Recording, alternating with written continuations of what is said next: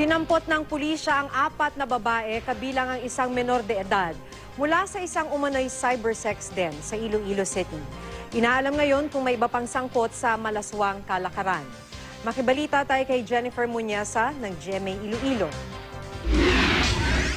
Nilusob ng Criminal Investigation and Detection Group o CIDG at Regional Intelligence Unit ng PNP Region 6 ang apartment na ito sa Barangay Siniquay, Iloilo City.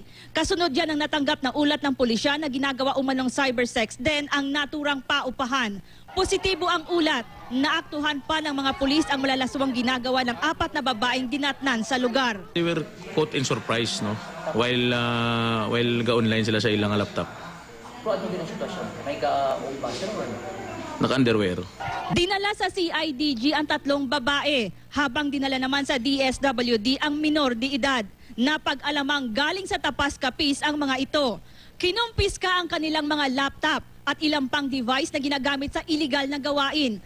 Ayon sa mga nahuli, kahirapan na nagtulak sa kanila para pumasok sa cyber pornography. Lumalabas sa investigasyon ng CIDG na 1 minutong pagpo-post ng hubad sa internet, kumikita ang mga babae ng $2.99 o katumbas ng kulang sa 150 pesos. Mga taga-ibang bansa daw lahat ang kanilang mga parokyano.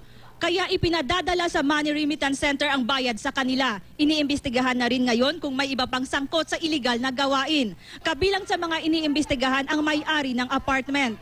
Ay ko kabalugit ayun mo. Wala naman daw idea sa naturang aktibidad ang mga opisyal ng barangay. Isa sa ilalim sa counseling ang mga nahuling babae lalo na ang minor de edad. Ang mga nasa wastong gulang naman posible pa rin daw maharap sa reklamo. Jennifer Muñasa, Nagbabalita, Pilipinas.